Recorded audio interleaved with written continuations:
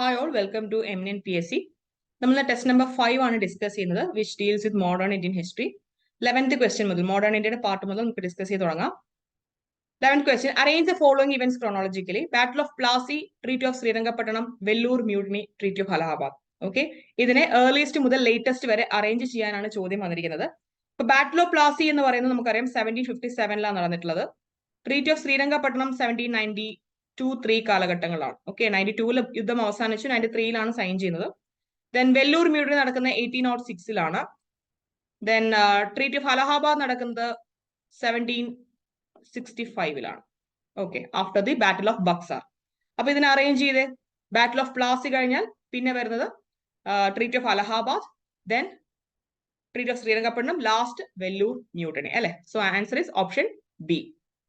Now 12th question, which of the following British Parliamentary Act established Supreme Court at Calcutta?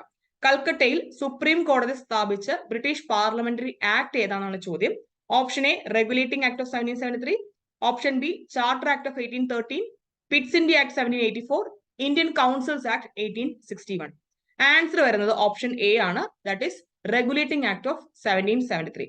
നമുക്കറിയാം British parliamentary ആക്ടിന് തുടക്കം കുറിക്കുന്ന ഒരു act ആണ് regulating act of 1773. ഇന്ത്യയിൽ ഉണ്ടായിരുന്ന അന്നത്തെ ബ്രിട്ടീഷ് ഈസ്റ്റ് ഇന്ത്യ കമ്പനിയെ റെഗുലേറ്റ് ചെയ്യുക എന്നായിരുന്നു ഇതിന്റെ ലക്ഷ്യം. അപ്പൊ അതിന്റെ ഭാഗമായിട്ട് ജുഡീഷ്യൽ ഫംഗ്ഷൻസ് കൊണ്ടുവരാനായിട്ട് കൽക്കട്ടയിൽ ഒരു സുപ്രീം കോടതി സ്ഥാപിച്ചു. എലിജ ഇംഫി എന്നായിരുന്നു ഫസ്റ്റ് ചീഫ് ജസ്റ്റിസിന്റെ പേര്.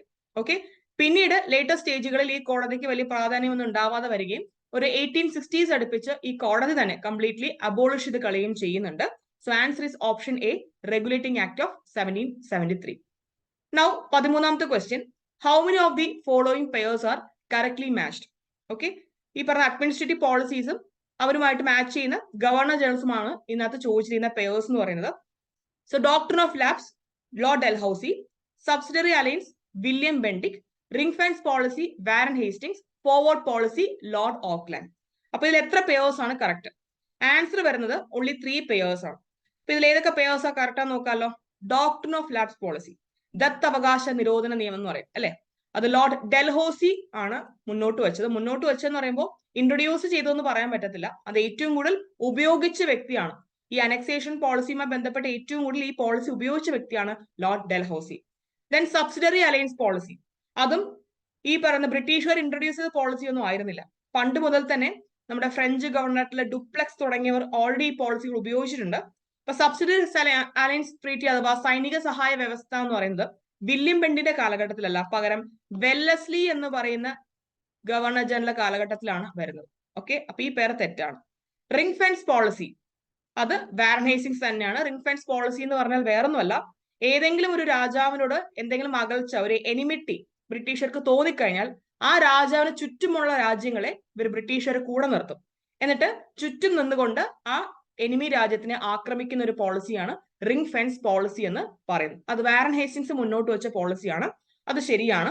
ഫോർവേഡ് പോളിസി എന്ന് പറഞ്ഞാൽ നമ്മുടെ ഇന്ത്യയുടെ നോർത്ത് വെസ്റ്റേൺ ഭാഗത്ത് എസ്പെഷ്യലി അഫ്ഗാനിസ്ഥാൻ ബേസ് ചെയ്തുകൊണ്ടുള്ള ബ്രിട്ടീഷുകാരുടെ പോളിസിയാണ് ഫോർവേഡ് പോളിസി. അത് നേരെ ചെന്ന് ആക്രമിക്കുക എന്നതാണ് ഫോർവേഡ് പോളിസിയുടെ ലക്ഷ്യം. അത് ലോർഡ് ഓക്ലാൻഡ് എന്ന് പറയുന്ന ഒരു ഗവർണർ ജനറൽ ആണ് ഈ ഒരു പോളിസി മുന്നോട്ട് വയ്ക്കുന്നത്. നമ്മുടെ ഫസ്റ്റ് ആംഗ്ലോ അഫ്ഗാൻ വാറിന്റെ സമയത്തെല്ലാം ഈ പോളിസി ഉപയോഗിക്കുന്നതായിട്ട് കാണാൻ സാധിക്കും. അപ്പൊ ഒരേ ഒരു പേര് മാത്രമേ തെറ്റായിട്ടുള്ളൂ, ബാക്കിയെല്ലാം ശരിയാണ്. Answer is option C, only 3 pairs are correct. Now 14th question, who among the following introduced permanent settlement system in India? ഇന്ത്യയിലെ പെർമനന്റ് റവന്യൂ സെറ്റിൽമെന്റ് സിസ്റ്റം കൊണ്ടുവന്ന ഗവർണർ ജനറൽ ആരാണ്, അല്ലെങ്കിൽ ആരാണ്, ഏത് വ്യക്തിയാണെന്നാണ് ചോദ്യം. Answer is Cornwallis. 1793 zamindari system അഥവാ permanent revenue settlement system എന്ന പേരിലാണ് കോൺവാലിസ് ഈ ഒരു സിസ്റ്റം ഇൻട്രൊഡ്യൂസ് ചെയ്യുന്നത്.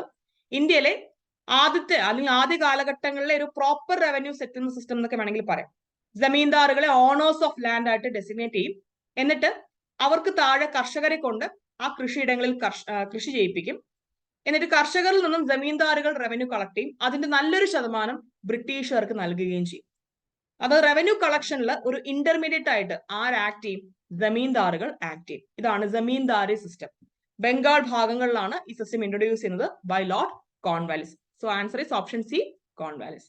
Now 15th question, which of the following events did happen the earliest? ഇതിൽ ഏത് ഇവന്റ് ആണ് ആദ്യം സംഭവിച്ചത് എന്നാണ് ചോദ്യം.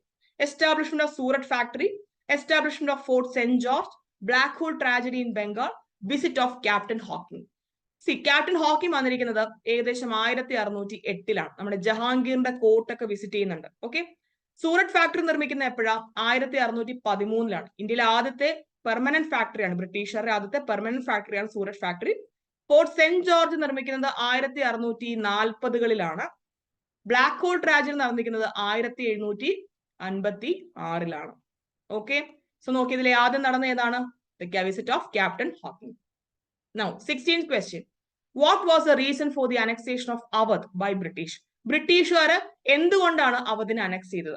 Doctrine of lapse, Mal administration, subsidiary alliance policy, participation in 1857 revolt.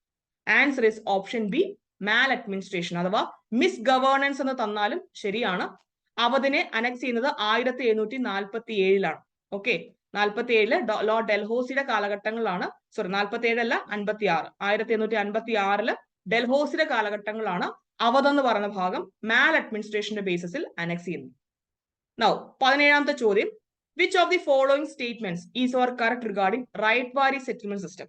Right വാരിയുമായി ബന്ധപ്പെട്ട കറക്റ്റ് ആയിട്ടുള്ള സ്റ്റേറ്റ്മെന്റ് ഏതാണെന്നാണ് ചോദ്യം. In the system peasants are the owners of land. ശരിയാണ്. The rent was collected by the zamindars. അല്ല, ഇവിടെ ജമീന്ദാറുകൾ എന്ന് പറഞ്ഞ ഇന്റർമീഡിയറ്റേഴ്സ് ഇല്ല. പകരം വില്ലേജ് ഹെഡ്മാൻ ആയിട്ടുള്ള ആളുകൾ റവന്യൂ കളക്ട് ചെയ്യുന്നു, ബ്രിട്ടീഷുകാർക്ക് നൽകുന്നു. ഇവിടെയും കർഷകർക്ക് തന്നെയാണ് ലാൻഡിന്റെ ഓണർഷിപ്പ് ഇരിക്കുന്നത്. Okay, peasants are the owners of land. അപ്പൊ ഇതിനകത്ത് രണ്ടാമത്തെ സ്റ്റേറ്റ്മെന്റ് തെറ്റാണ്. ഈ ജമീന്ദാറുകൾ ഇൻവോൾവ് ചെയ്തിരിക്കുന്ന system permanent revenue settlement system ആണ്. Okay, so answer is option A, 1 only. Now 18ാമത്തെ ചോദ്യത്തിലേക്ക് കടക്കാം. Which of the following treaty ended the third Carnatic war between British and French? Okay, ബ്രിട്ടീഷുകാർക്കും ഫ്രാൻസിനും ഇടയിൽ, അല്ലെങ്കിൽ ബ്രിട്ടൻ ആൻഡ് ഫ്രാൻസിനിടയിലുള്ള തേർഡ് കർണാട്ടിക് യുദ്ധം അവസാനിപ്പിച്ച് എൻഡിങ് ട്രീറ്റി ഏതാണെന്നാണ് ചോദ്യം. Answer is treaty of Paris. ശ്രദ്ധിക്കുക, കർണാട്ടിക് യുദ്ധങ്ങൾ 3 ഉണ്ട്. ഫസ്റ്റ് കർണാട്ടിക് വാർ, സെക്കൻഡ് കർണാട്ടിക് വാർ, തേർഡ് കർണാട്ടിക് വാർ. ഇതിൽ മൂന്നാമത്തെ കർണാട്ടിക് വാർ അവസാനിക്കുന്നത്, അതായത് അവസാനത്തെ കർണാട്ടിക് വാറിന്റെ എൻഡിങ് 1763 സംഭവിച്ചത് by signing this treaty of Paris. Okay, note ചെയ്ത് വെക്കുക. Now 19th question. Who among the following defeated and killed Tipu Sultan in the 4th Anglo-Mysore War? 4ാമത്തെ Anglo-Mysore വാറിൽ Tipu സുൽത്താനെ defeat ചെയ്ത് കില്ല് ചെയ്ത വ്യക്തി ആരാന്നാണ് ചോദ്യം. Okay, Richard Wellesley, Lord Cornwallis, ഐർകൂട്ട്, none of the above. എല്ലാവർക്കും എഴുതാനുള്ള tendency ഉണ്ട് option A, പക്ഷെ option A തെറ്റാണ്. Richard Wellesley ആ കാലഘട്ടത്തിലെ ഗവർണർ ജനറൽ ആയിരുന്നു. പക്ഷേ ടിപ്പുവിനെ കൊന്നത് ആരാന്ന് ചോദിച്ചു കഴിഞ്ഞാൽ റിച്ചാർഡ് വെല്ലസ്ലിയുടെ ബ്രദർ ആണ്, Arthur Wellesley. Okay, so answer is option D, none of the above. Answer Arthur Wellesley ആണ്. നൗ ലാസ്റ്റ് ക്വസ്റ്റിലേക്ക് കടക്കാം. The trade monopoly of English East India company was completely abolished by? ഏത് act പ്രകാരമാണ് British East India കമ്പനിയുടെ trade monopoly അവസാനിപ്പിക്കപ്പെട്ടത്?